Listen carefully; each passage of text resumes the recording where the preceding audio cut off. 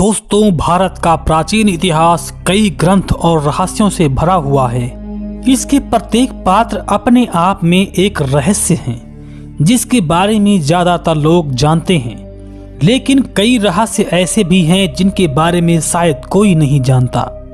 ऐसा ही एक रहस्य है जो कर्ण के मृत्यु के बाद भगवान श्री कृष्ण ने गांधारी को बताया था। वह रहस्य क्या है, तो आइए जानते हैं उसी के बारे में। दोस्तों, महाभारत का विनाशकारी युद्ध जब समाप्त हुआ तो गांधारी के सभी 100 पुत्र के शव उसके महल के परिसर में लाए गए। जब गांधारी ने महल के परिसर में अपने 100 पुत्रों को एक पंक्ति में सफेद वस्त्र में लिपटा देखा तो गांधारी को भारी दुख हुआ। वह वहीं पर बैठकर विलाप करने लगी। इसी बीच वहां भगवान श्री कृष्ण आ गए। भगवान श्री कृष्ण गांधारी का बहुत सम्मान करते थे। जब भगवान श्री कृष्ण शोक व्यक्त करने के लिए उसी के उद्देश्य से गांधारी के पास पहुंचे तो श्री कृष्ण को देखकर गांधारी को बहुत क्रोध आ गया। अब विलाप कर रही गांधारी ने श्री कृष्ण से रोते रोते कहा कि ये सब तुम्हारी ही किया हुआ है। गांधारी ने श्री कृष्ण से कहा, हे माधव, अगर तुम चाहते तो इस युद्ध को टाल सकते थे, लेकिन तुमने ऐसा नहीं किया। गांधारी ने श्री कृष्ण से कहा, मैं इस कृत्य के लिए तुम्हें कभी क्षमा नहीं करूंगी। और भगवान श्री कृष्ण दोनों हाथ को जोड़कर गांधारी के सभी बातों को सुनते रहे। तब क्रोधित गांधारी ने श्री कृष्ण को श्राप दिया कि हे माधव, जिस तरह से आपने मेरे वंश का नाश किया है उसी प्रकार तुम्हारे वंश का आपस में लड़ते हुए नाश हो जाएगा।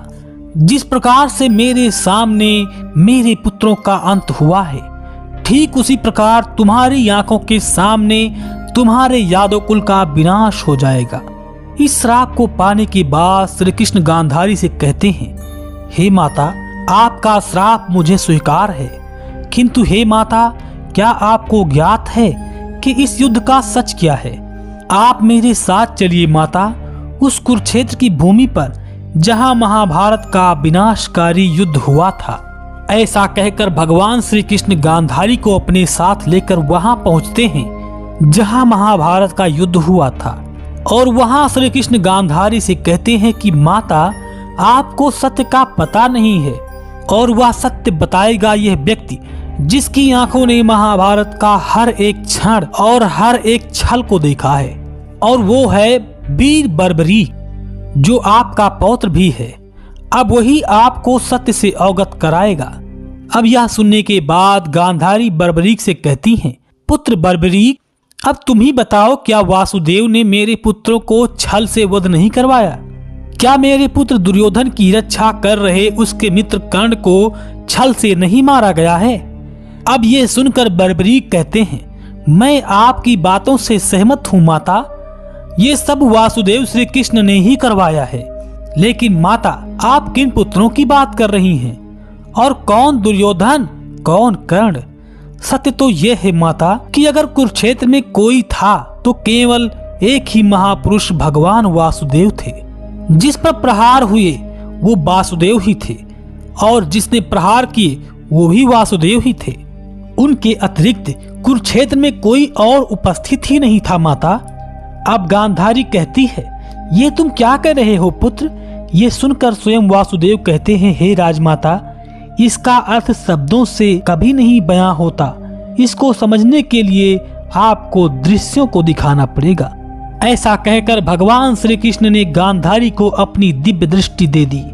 महाभारत का युद्ध दोबारा दिखाते हैं जहां गांधारी को हर रूप में वासुदेव श्री कृष्ण ही नजर आते हैं। ये सब देखकर गांधारी को समझ में आता है कि श्री कृष्ण ही जीवन और कृष्ण ही मृत्यु है, यानी श्री कृष्ण साक्षात ईश्वर हैं। गांधारी तुरंत ही श्री कृष्ण के पैरों में गिर पड़ी और उन्होंने श्री कृष्ण से अपनी गलती के लिए क्षमा मांगी। लेकिन श्री कृष्ण ने गांधारी को शांत करते हुए कहा, हे माता, आप दुखी ना हो, ये श्राप मेरे ही इच्छा से मुझे मिला है। मुझे आपसे इसी क्षण की प्रतीक्षा थी। हे माता, मैं आपके श्राप को ग्रहण करता हूँ। यदि श्राप देने से आपके मन को शांति मिलती है तो ऐसा ही होगा। ऐसा कहकर वासुदेव वहां से चले गए और द्वारिका आकर रहने लगे। दोस्तों, आपका इस बारे में क्या कहना है? हमें कमेंट के माध्यम से जरूर बताएं। और इस वीडियो का पार्ट 2 चाहिए तो कमेंट में पार्ट 2 जरूर लिखें। और वीडियो अगर पसंद आई हो तो इसे लाइक शेयर करना बिल्कुल भी मत भूलिएगा। साथ में हमारे चैनल को सब्सक्राइब कर लीजिए। हम आपको मिलते हैं अगली वीडियो में, तब तक के लिए जय श्री कृष्ण।